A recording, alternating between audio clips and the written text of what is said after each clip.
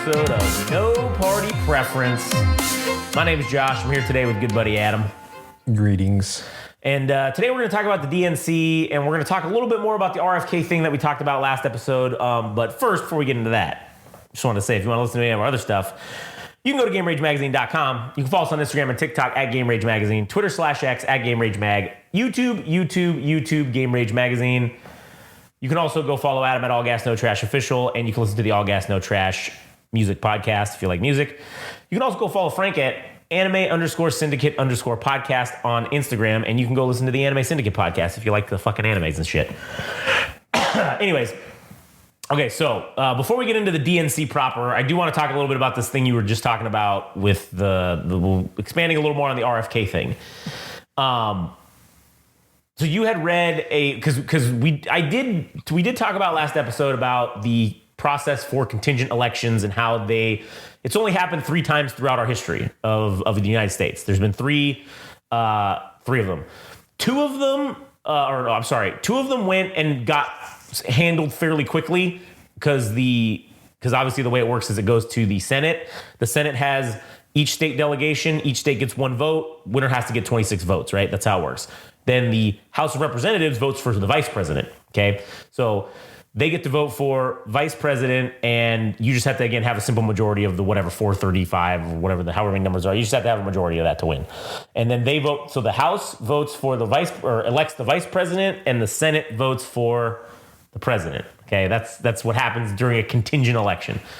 So we had talked about kind of RFK suspending campaign activities, but not removing his name from every single state on the ballots that he's on. He's only removing it from battleground states, from throw-up states, essentially, states that are not red or blue. He's leaving his name on the ballots on the states that are for sure going to vote red and for sure going to vote blue, right? He's leaving them on there. But in the states that were, like I said, those swing states, he's taking his name off. So he said the reason for doing this was because he felt like it would sway the it would take away votes from the Republican candidate, which I don't think that's true. I think that anybody who was going to vote for him was likely going to either be a Democrat or someone that was kind of in the middle. I don't think that he was going to be ripping away a whole lot of votes from Trump. I think I feel like he would have handed Trump the election in those swing states, which is strange that now that he's on Trump's team, basically, why he didn't leave himself on there in those states to definitely make sure that Trump would win. Because if you're going to pull from the Democrat votes, shit, I don't think anybody was going to vote for. I don't think he was. Probably nobody was anyways, but this whole thing is very strange. But anyways, you were saying about how there was someone on Reddit who made a comment and essentially was discussing how there is a way in which it could happen to where there is a contingent election. And we talked about this when RFK was still maintaining a possible candidacy or maintaining a legitimate candidacy for the president, that he could pull enough electoral votes to where no one gets 270.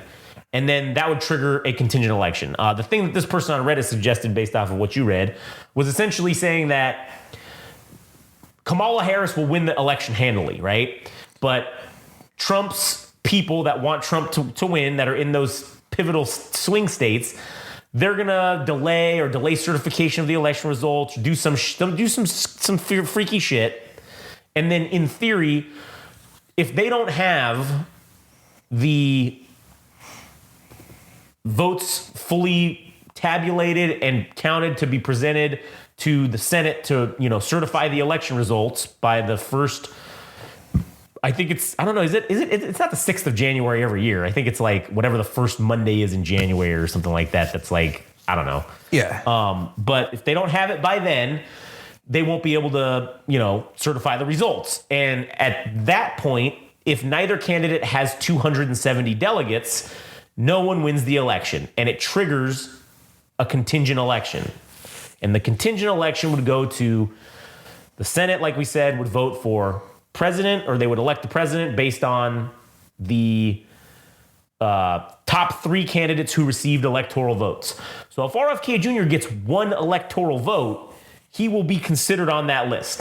He'll be in the running for that. And theoretically, his whole plan before was to have that happen anyways. And then he would be able to make deals with Democrats and Republicans to get enough pulled away. Because you only got to get 26 states. You don't have to get a certain number. You don't have to get a heavy majority. You just have to get a simple majority of states to vote for you.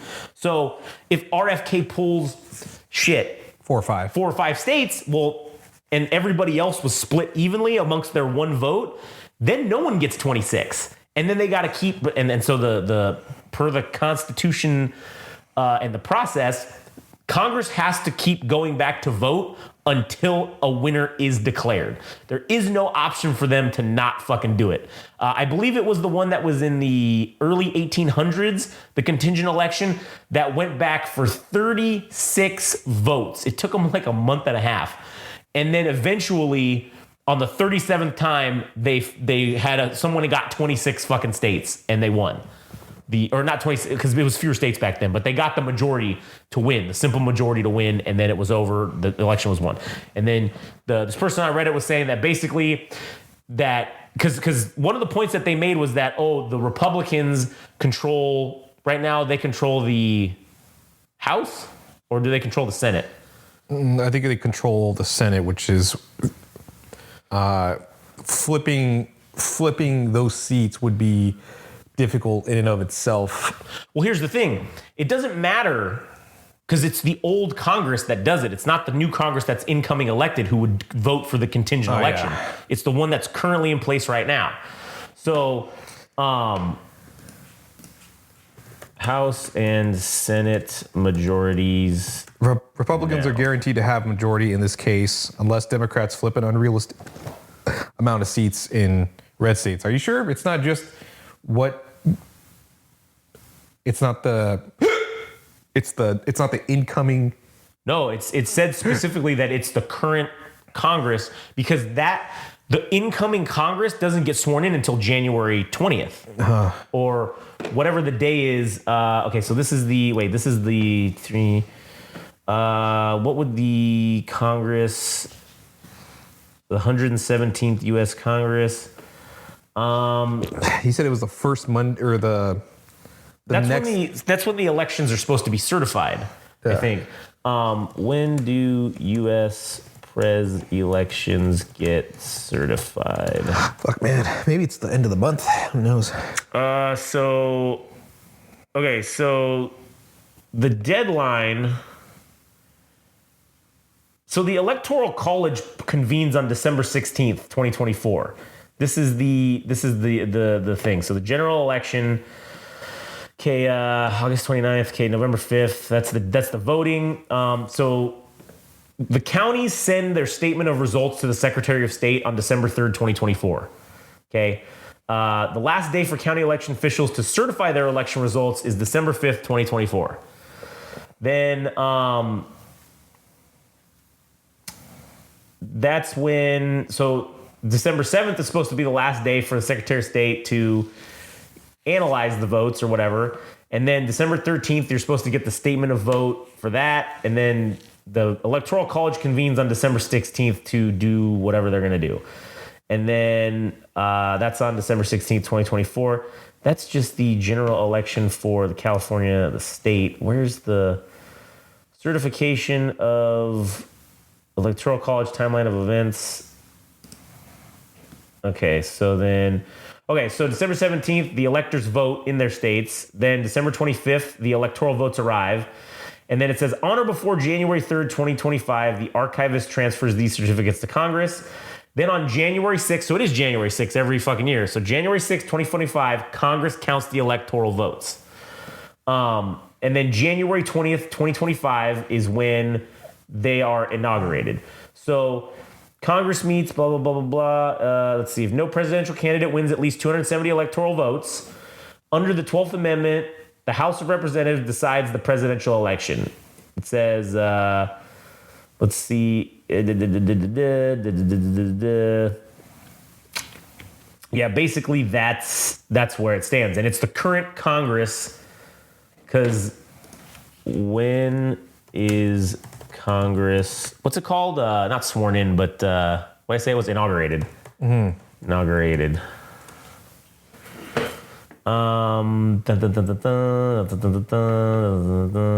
The U.S. Senate when a new Congress begins. New members get sworn in on, let's see, they won. Okay, so this was from 2016. So they won on November 8th, 2016. Oh, you know what?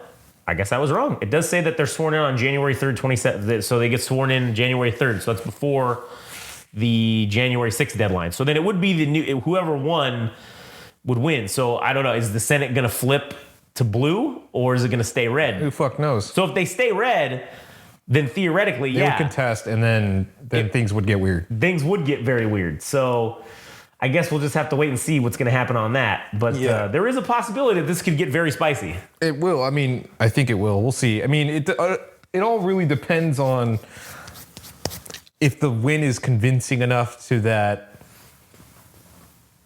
maybe Republicans or people that are conservative just accept defeat outright. Like it's uncontestable at this point that her being elected president is it's an overwhelming majority, because that's the only way that I think people could really accept this election. Because anything short of saying, well, let's say it's like marginally close, like then fuck that. I think that's going to raise a lot of problems. Yeah, I think so too. One of the things, all right, let's get into the DNC real quick. Obviously that happened earlier this last week. It was basically kind of the same horse shit that the RNC was, obviously. Yeah. It was very strange because it was very very cult-like. It was very, people there drink the Kool-Aid, right? And I guess it's the Democrat fucking convention, so just like the Republican convention, everyone's drinking the fucking Kool-Aid. It was very strange to see Biden come out and speak and to have everybody basically fucking thank you, the chantings of thank you, Joe, and all this stuff. Everyone was referring to Biden as a true American, that he stepped aside to let someone else go. Oh, he stepped aside because they didn't think he was going to win. That's the only reason. It wasn't because he's old. Yeah, it wasn't because of I don't think he personally made this decision. I think that they told him this is what's going to happen. You're stepping the fuck aside. And so it was very strange to see that. Also, I mean, they basically had a whole night dedicated to Joe Biden. Basically, like everything was day one of the opening day was leading up to everything led up to him. Day two, we had the Obama, or no, was it the Clintons? The Clintons spoke, I think, day two. No, I think that was day three. So the Obamas were on day two. So you have Michelle Obama speak, which, fuck, I'm sorry, but who gives a fuck? Like, same thing with, which it's very funny how the Democrat platform is leaving the past and moving forward to the future, right? Where all they did was bring up any past president who was still alive, and even everything was all, this was all the past, speaking about how great Kamala Harris is. Obama, Biden, Clinton, the last three Democrat presidents that served, that are alive, basically said, oh yeah, Kamala Harris is great. And their whole platform is to leave the past behind and look towards the future. Whereas at the Republican convention, you didn't have fucking George W. Bush coming out and fucking giving speeches, or he wasn't saying shit. They didn't have any of that shit. That's because nobody supports Trump. Correct, but it's also funny how that's the platform that the Democrats are saying, is to get rid of the past, forget the past and move to the future. I think, if I had to spin it another way, I think it's more about... Well, you need to give her credibility, right? It's the credibility and endorsement of previous presidents that you seem like a rational and coherent person to potentially run this country. I don't know, man. It's like coolness by association is what it really boils down to. Is like, if you're in company with Tupac and fucking Notorious B.I.G. and fucking DMX, it just makes you look good. Yeah. I don't know how else to spin it, but that's what it is. Right, yeah, and that's what I think the main goal of it was. I did think it was very interesting to see how they were pushing this whole thing about fuck rich people. That was like their whole thing, right? They were talking about doing shit for, it's kind of the same thing that the Republicans were doing a little bit, but theirs was especially more catered towards, the billionaires are going to pay their fair share and these sorts of things, right? But what's funny is every skybox that's there at the Democratic National Convention, they start at $500,000 to have one of those skyboxes, right? And there's, I don't know, fucking 50 or 60 of them at this fucking arena.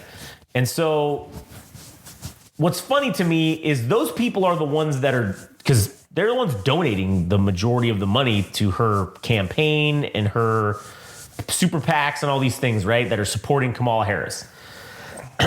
I know that's bullshit. Those guys aren't going to vote for somebody or vote for people who are going to have them get less money.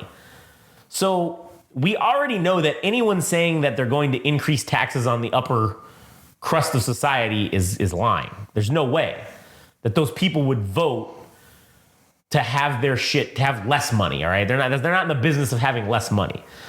So it is very strange to see the Democrats trying to be this like man of the people sort of candidate and fighting up for the small guy. And when obviously we all know who's running it. We all know that it's the big fucking multi-billionaires that are paying for all this shit. So that's what happens. That's what it is. And it's, again, that's the reason why RFK Jr. pulled out of the whole race. That's why that's why it's not possible for there to be a viable third party candidate, is because of money. Because these guys are donating so much money so they can make sure that they have their candidate in office to make sure they get to keep the most amount of fucking money. And that's what sucks, is that's the kind of the situation where it's at. But anyways, I just thought it was strange that they were going that route. That's not exclusive to the Democratic No, I didn't. Party. I said the Republicans did it too. Yeah. It's both of them. But I guess my example was like, they were on it way more than like the Republicans were. That was a higher talking point for the Democrats through and through in terms of making sure that everyone pays their fair share. The billionaires pay their fair share, right? And increasing taxes on the wealthy. That was more in line with, that was uttered more at the Democrat level. And what's funny though is it wasn't uttered by Kamala necessarily. It was like people that were lower in the party that were saying this shit. So it's like, yeah, you're riling people up, getting them to fucking vote so that, oh, we're going to get, we're going to fight back against Trump and his billionaires. Well, Kamala has her fucking billionaires too, and none of them are getting fucking taxed. Oprah. Yeah, exactly. Oprah, fucking all that shit. So it's like I just it's almost like, fuck, man. Again, this sucks. We don't have good choices. I mean, yeah, sure. On paper, Kamala Harris is probably a better choice than Donald Trump for sure. I mean, but I also don't think she's the best choice either, which also kind of sucks. So anyways, back to the DNC thing though. Yeah, the Obamas came and spoke. Both Clintons came and spoke. The day that Kamala was, well, you had Tim Walz. He gave a speech. And I just don't, I wish they would spend more time talking about the issues that actually are important to us as voters, as opposed to just attacking the other side and saying that they're not going to do something or they're going to do something. I don't give a fuck about, I want to know what you're going to do. Tell me what your shit's going to be. I don't care what that asshole's going to do. And the Republicans did the same thing. It's the same shit. Oh, vote for me because they want to do this. Yeah, his tongue's fucking sticking out.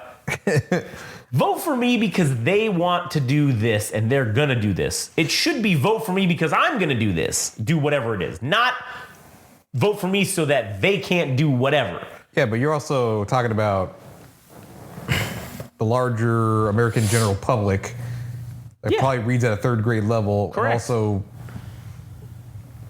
yeah, that's why we're fucked. I think you have to simplify things, and the best way to do that is on these conventions and having a speech that is mostly vague, so that, because if you end up spelling out the finer details, I think you're going to overwhelm some people with what you're actually saying, and it might be confusing, and also it might end up turning people away from you because you give them too much information. So this is what it is. Like, this is Right. Well, you have to break things down in simple terms, which was how ABC was spinning Clinton as the great explainer or the explainer in chief. Yeah.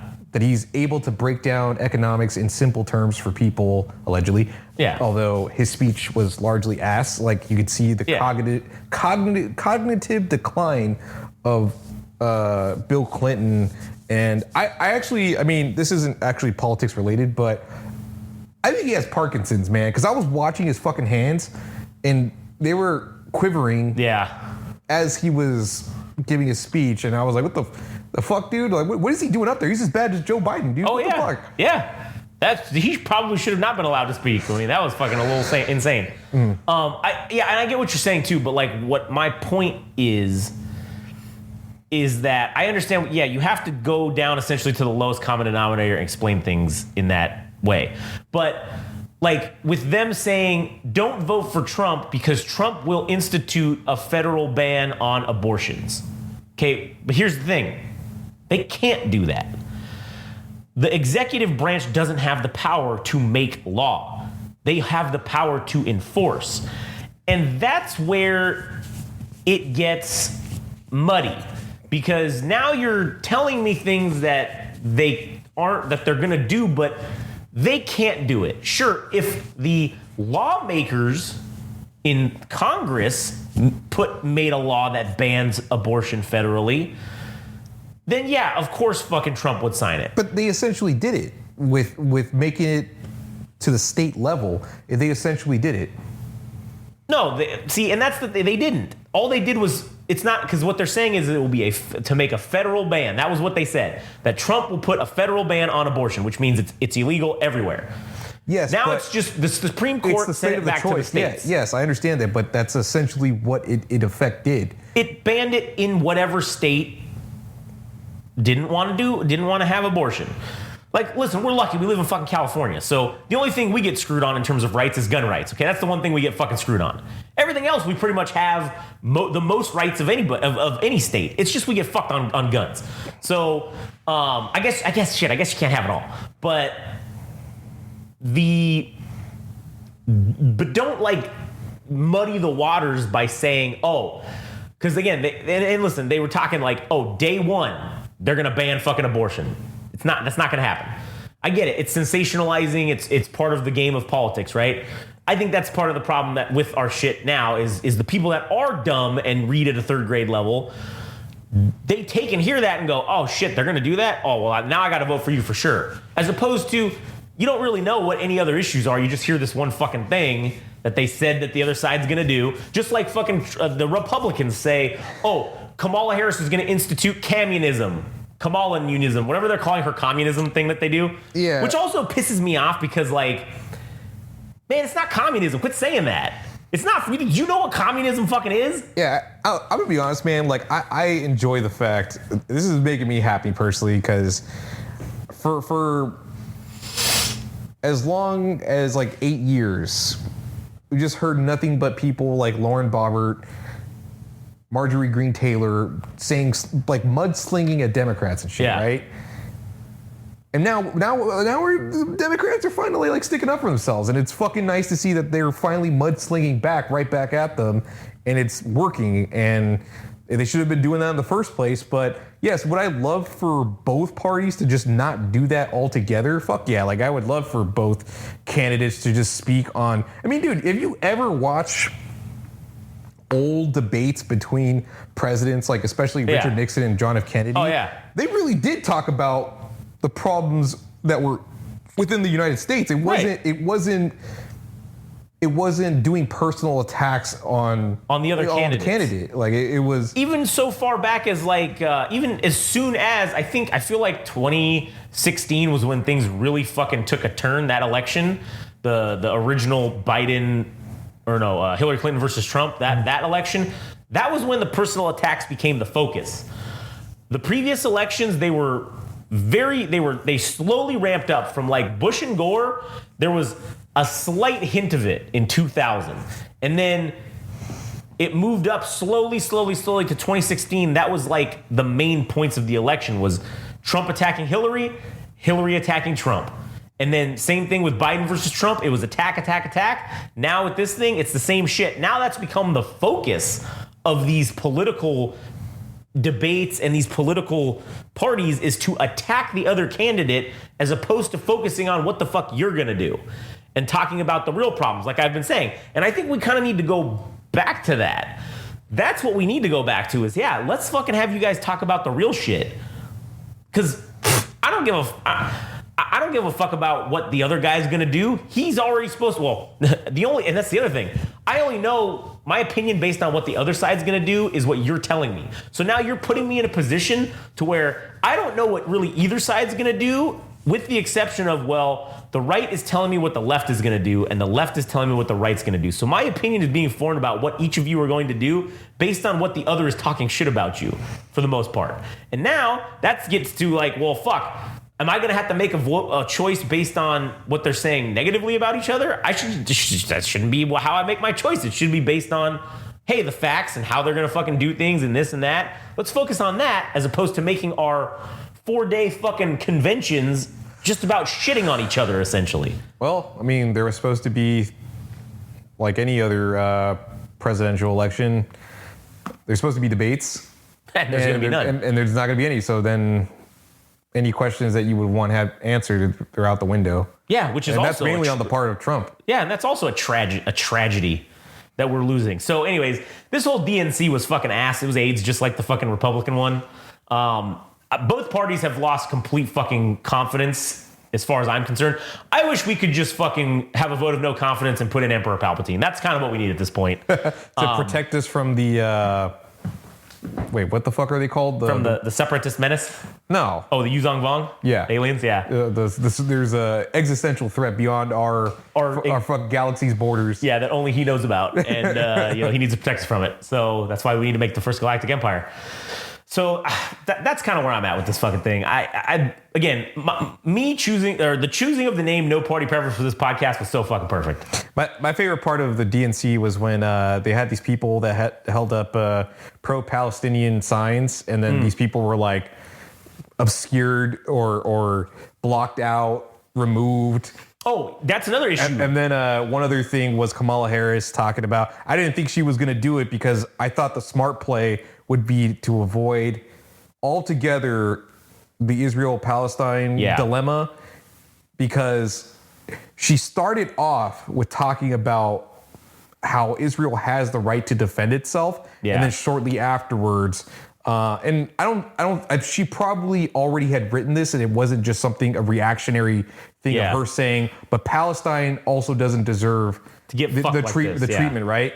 And the audience went from, I don't know if I like this, and then she came in with the Palestine. Yeah. So it's like, I could tell it was already a divisive topic, because for the most part, there was, cheering throughout her entire speech, from her talking about her own, basically growing up and having a single mother raise her, and then her sibling, both developing into their careers and everything. And then, so we went through all that. And then we get to the parts where she starts addressing some of the things that are concerning the U.S. and everything, including Israel and Palestine. So it was just funny. Like, I thought if there was one thing to avoid, because essentially that speech was a home run for a lot of people, but to bring up Israel and Palestine clearly did not sit well with many of the people attending, and probably people at home. Yeah, no, I agree. And that was the big issue too. There were mass protests outside the DNC because of this, because the Biden-Harris administration has been very supportive of Israel and not given too many fucks about the Palestinians. And to most Democrats, the Palestinian issue is a big one. And they're on the Palestinian side with that. And so there was also an issue where there was a Palestinian American elector, and he was one of the elector, or the what do they call it? The delegates for the DNC, and he wanted to speak at the election, and the DNC told him to fuck off. And see, but why draw the line there for somebody to speak like that on the subject itself that would highlight a voice that probably knows it better than anybody? Right. But for Kamala Harris, she takes the gamble and says it herself. Well, right. Well, because then she needed to change the optics because they told that guy to fuck off. It got out, and they allowed the Jewish delegation to come up and do a whole thing dedicating to the October 7th attacks. Yeah. So it's like you are kind of picking a side here. And it's not the side that the majority of your party wants you to choose. So do you risk losing them if you don't fucking say anything? And then now we get what is your real actual opinion? Because you're speaking out of the both fucking sides of your mouth, and now we don't know what the fuck you're actually saying. So, I don't know. That was the one thing that I thought was going to fuck them was this Palestinian issue, because if the Democrats don't want to vote to support someone who supports Israel, well, you not voting for Harris basically hands the fucking election to Trump in the swing states if you're not going to vote. I don't think so. Or it could potentially, but I don't know. I also think that I couldn't find the information, but I think the choice for Kamala Harris to pick Tim Walz as her vice president is, in grand scheme, I think it's actually going to play out in her favor, because I was trying to find this one thing about how Michigan, Wisconsin, and I think Minnesota typically vote.